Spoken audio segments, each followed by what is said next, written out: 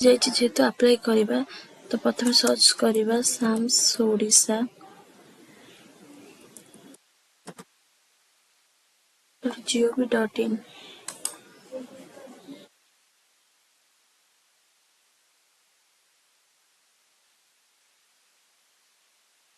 तो थोड़ा स्क्रॉल करवा ये DELED लिखाई तो प्रथम आम आसी जाइए ओटीपी वेरिफिकेशन कोड टी सीटा अप्लाई करिया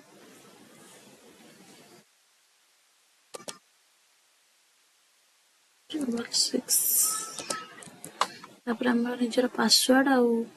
देखि ताको सेट करवा पासवर्ड तुम जहाँ भी दे पार फुल हो जाइए रजिस्ट्रेशन ओके करदे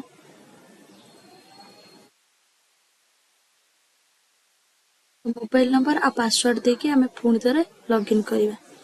तो चलते मोबाइल नंबर आ पासवर्ड देके पुणी थे लॉगिन शो कर तो एप्लिकेशन फॉर्म ऊपर क्लिक करवा क्लिक कर सारापर यूज करदे तो ये देखो लिखाई DLED रो 10th जी आम बोर्ड थिला जहाँ BSc ओडिशा तो सहीटा आमको करिया पड़िबो तापर तार ईयर ऑफ पासिंग जहाँ थिला आपनकर करिया पड़िबो एटा एनुअल थिला एमती भाव में आप roll number application name mother name father name gender date of birth email Aadhaar number mobile number marital status एवं आपनकर को कोटारे पकाउ चाहते जदि स्टेट कोटारे पकाउ स्टेट कोटा एमती सब आपन को करिया पड़िबो तो तापर ये आपन को आसुची प्रेजेंट एड्रेस जोठी आपनकर एबे प्रेजेंट एड्रेस सेटा पकेबे तापर परमानेंट एड्रेस करिवे जोठी आपनकर परमानेंट एड्रेस तबरे आपण ओडियाटा हाई स्कूल थिला कि नहीं 10th रे सेटा थिले यस करिवे नथिले नो करिवे आपनकर स्ट्रीम चूज करिवे एमती तबरे आपनकर रोल नंबर आपनकर 10th रो मार्क केते थिला आपन सीजीपी रे थिला कि परसेंटेज रे थिला तो सेटा 10th रो +2 रो देबे तापर आपनकर अकाउंट नंबर देबे अकाउंट रो होल्डर नेम देबे आईएफएससी कोड देबे ब्रांच कोड ता थिबा बैंक रो ना कोन थिला ए सब देकी एठी क्लिक करिवे क्लिक करके सबमिट ऊपर क्लिक करिवे देले तापर एठी जदी आपण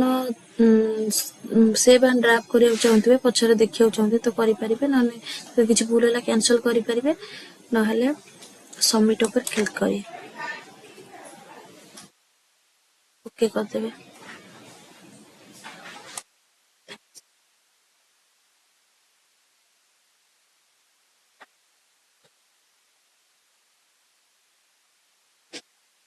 जो फाइल देछि 30 केबी मध्ये रे आपन को फोटो अपलोड करिवे एवं आपन को सिग्नेचर मध्ये 30 केबी मध्ये रे अपलोड करिवे कला परे आपन सेव बटन ऊपर क्लिक करिवे तापर ओके कर देबे डाटा सेव सक्सेसफुली हो गेला admission in Thomson women's training institution एटा देछि गोटे प्राइवेट मैनेजमेंट रो जोटा कि 15,392 टका देछि तो एडमिशन फीस तो हम कहीं एडमिशन करबा सेति पे नो कर देबा नो कला पर एठी जत्ति के लिस्ट देछि आपन जोठी भी एडमिशन नबो चाहतबे सेठी 1 2 करके आपन सिलेक्ट कर देबे जोठी एडमिशन नबो आपन चाहतबे आपन को जोठी पाख हबो सबुर तो 2800 टका देछि एडमिशन फीस तो से हिसाब रे आपन एडमिशन नबा पई जोठी आपन चाहिए तो सेठी 1 2 3 4 एमिति करके आपन सिलेक्ट करि परिबे 60 टा देछि सिलेक्ट करके सबमिट ऊपर क्लिक करि परिबे रे जहाँ जोठी पढ़िया पे चाहतबे सेठी दे देले तो एबे हम कोन करबा ना सबमिट ऊपर क्लिक करबा सबमिट ऊपर क्लिक करके ठी ओके करबा देखबा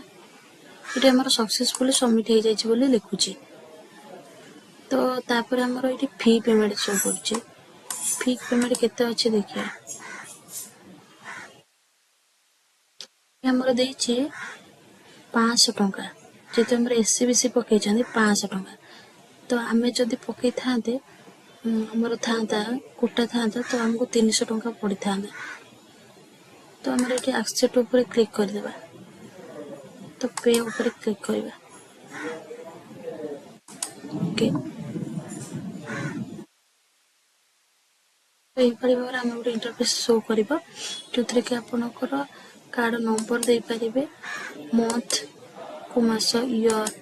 तो दे पारे देकी मेक पेमेंट करें जेनेरेट ओटीपी करें जेनेरेट क्यूआर करके आप यूपीआई मध्य आपण करें तो ये यूपीआई रे मु पेमेंट करी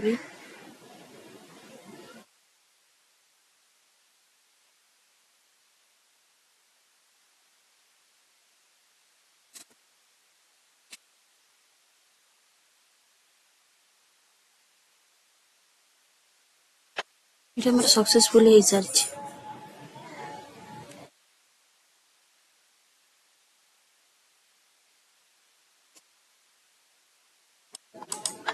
कॉमन एप्लिकेशन फॉर्म टी ये सबमिट हो जाए सक्सेसफुली अमाउंट 500 टंका लगी एप्लिकेशन नंबर टा देछे तो यहीपरि भाव में आप अप्लाई करें आप चाहिए आप लैपटॉप हो कि फोन रे अप्लाई करें।